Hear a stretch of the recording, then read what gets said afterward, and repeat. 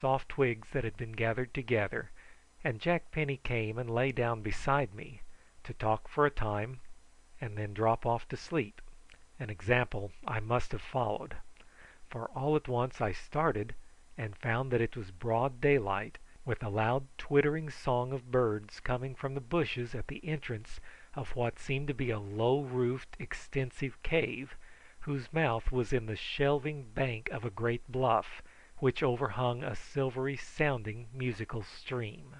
Some light came in from the opening, but the place was made bright by the warm glow that came from a kind of rift right at the far end of the cave, and through this was also wafted down the sweet forest scents. "Jimmy's was a lucky find for us," said the doctor, when I had partaken of the food I found they had stored there, and we had talked over our position and the probability of my belief being correct. "It is shelter as well as a stronghold," and he pointed to the means he had taken to strengthen the entrance, by making our black followers bind together the branches of the tangled shrubs that grew about the mouth. In the talk that ensued it was decided that we would wait a couple of days, then go by night and thoroughly examine the village. Jimmy would be able to point out the hut where my father was confined, and then, if opportunity served, we would bring him away, lie hidden here for a few days till the heat of the pursuit was over, then escape back to the coast.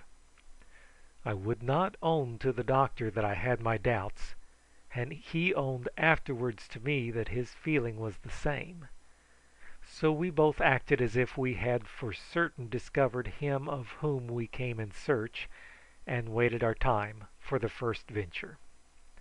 It was dangerous work hunting for food at so short a distance from the village, but our black followers, aided by Jimmy, were very successful, their black skins protecting them from exciting surprise if they were seen from a distance, and they brought in a good supply of fish every day, simply by damming up some suitable pool in the little stream in whose bank our refuge was situated. This stream swarmed with fish, and it was deep down in a gully between and arched over by trees. The bows and arrows and Jimmy's spear obtained for us a few birds, and in addition they could always get for us a fair supply of fruit, though not quite such as we should have chosen had it been left to us.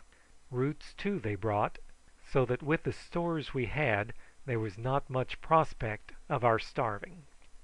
In fact, so satisfactory was our position in the pleasant temperate cave that Jack Penny was in no hurry to move. "We're just as well here as anywhere else," he said. "That is, if we had found your father." "And got him safe here," he added, after a pause. "And the black chaps didn't come after us," he said, after a little more thought. "And your mother wasn't anxious about us," he said, after a little more consideration. "You'll find such a lot more reasons for not stopping, Jack Penny," I said, after hearing him out, "that you'll finish by saying we had better get our work done and return to a civilized country as soon as we can." "Oh, I don't know," said Jack slowly. "I don't care about civilized countries. They don't suit me. Everybody laughs at me because I'm a bit different, and father gives it to me precious hard sometimes. Give me Gyp and my gun, and I should be happy enough here." "Don't talk like that, Jack," I said in agony, as I thought of him who had helped me to escape, and of the prisoner he had mentioned, and whom the black professed to have seen. "Let's get our task done and escape as soon as we can. A savage life is not for such as we." That day we had an alarm. Our men had been out and returned soon after sunrise, that being our custom for safety's sake.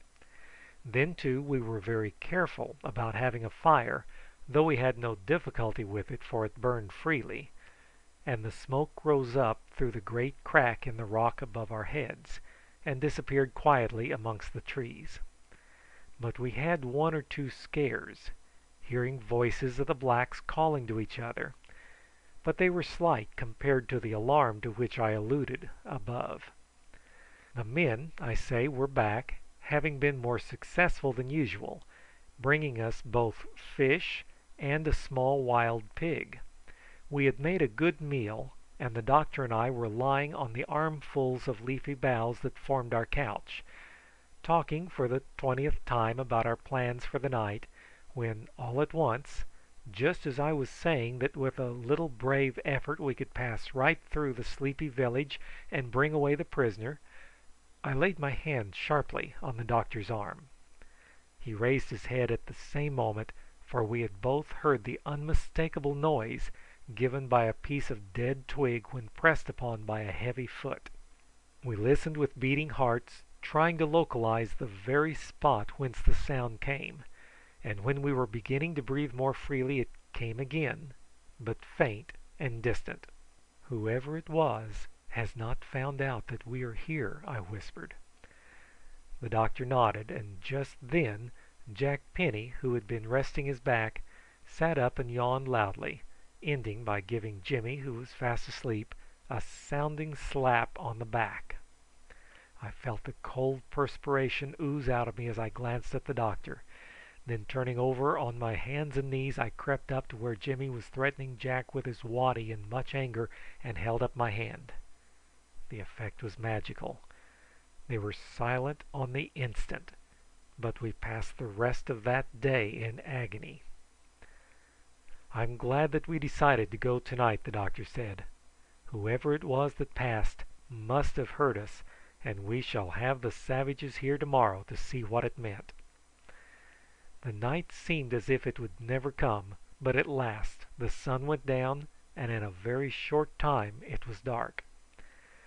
Our plans were to go as near as we dared to the village as soon as darkness set in, place our men, and then watch till the savages seemed to be asleep, and then by Jimmy's help seek out my father's prison, bring him away to the cave, and there rest for a day or two, perhaps for several, as I have said. But the events of the day had made us doubtful of the safety of our refuge, and after talking the matter over with the doctor, we both came to the conclusion that we would leave the latter part of our plan to take care of itself.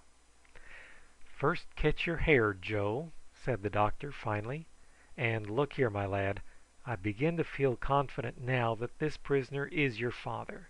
We must get him away. It is not a case of try.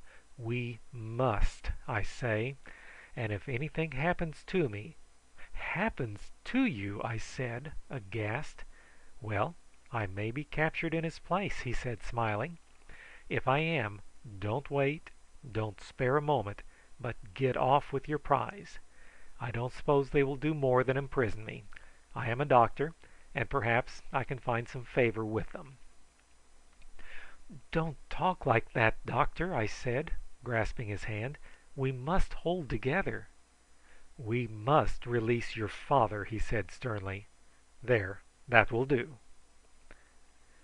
End of chapter 31. How we made further plans.